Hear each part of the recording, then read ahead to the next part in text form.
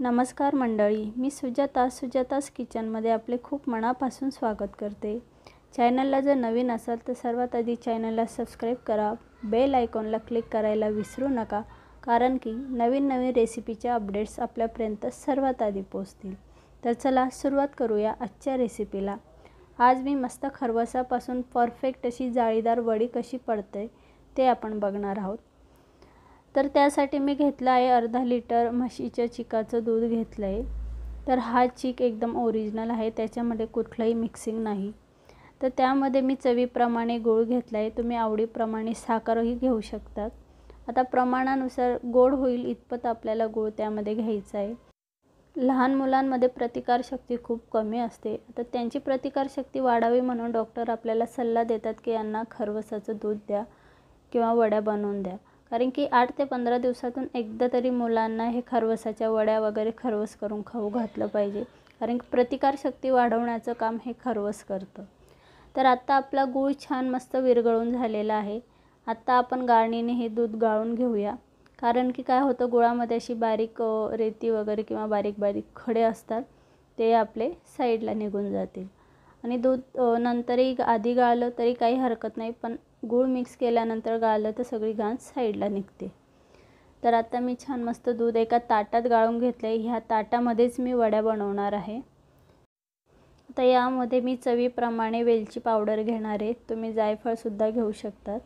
आता छान मस्त कलर यावा म्हणून थोडेसे केशरचे मी छान तार टाकून घेतलेत, यामुळे आपल्या वड्यांना आणि या खरवसाला छान मस्त डार्क येलो कलर येतो। आता एका कढईत मी पाणी घेतले, त्यात थोडी लिंबाची फोड टाकली आहे, यामुळे आपली जी कढई आहे ती काळी पडत नाही। आता या कढईवर मी जे खरवसाचं दूध गाळून घेतलं होतं एका ताटामध्ये, ते ताट ठेवणार आहे आणि पूर्ण कढई झाकेल एवढा मोठा ताट आपल्याला त्यावर झाकायचं आहे। त्यामुळे काय होतं, वाफ बाहेर जाणार नाही आणि आपला खरवस पटकन तयार होईल। एक 10 ते 15 मिनटं मी लो फ्लेमवर गॅस केला आहे। तर लो फ्लेमवर आपल्याला 10-15 मिनटं ठेवायचं आहे।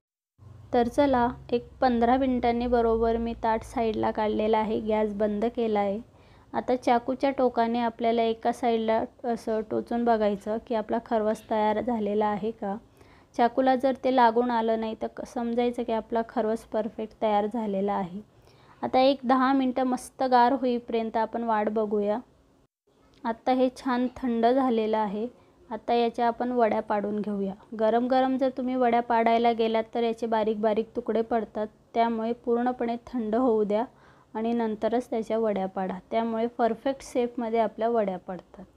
तर आता मी चाकूने तुम्हाला हवं त्या शेपमध्ये तुम्ही वड्या पाडू शकतात। आता मी छान मस्त याच्या पाटोड्या साईजमध्ये वड्या पाडून घेणार आहे।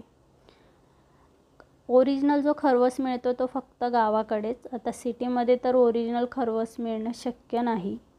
तर बघा, अशा पद्धतीने मस्त आपल्या वड्या पडलेल्या आहेत, अजिबात आतून कच्चं राहिलं नाही आणि या साईडला मस्त जाळी पण आलेली आहे।